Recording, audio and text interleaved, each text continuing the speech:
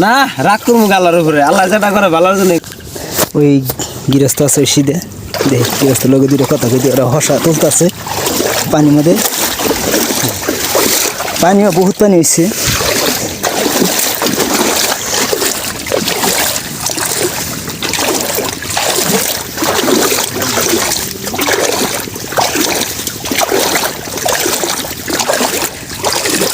আসসালামু আলাইকুম। ওয়ালাইকুম সালাম।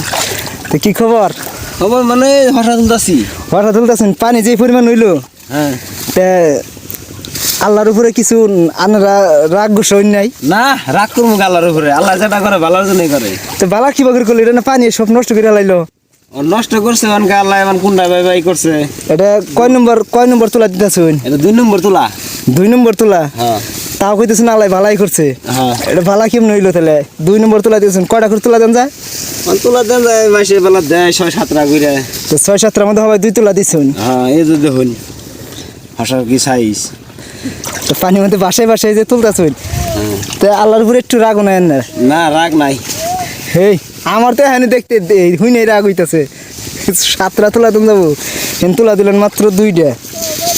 তা আজকে আবার তুলতেছেন তো পানির থেকে।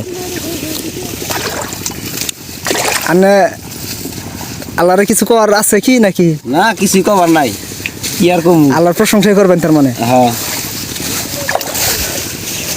যাই হোক গাইস, দেখেন এটা হলো গৃহস্থর অবস্থা। সবারই তার মানে যে পরিমাণ ক্ষতি ওর নাগে, খালি ওর এই বেটার এলাকা হয় নাই, সবেরই হয়েছে কুমার বেশি।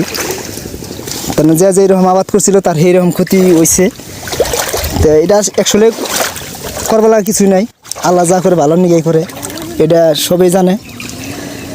আর প্লাস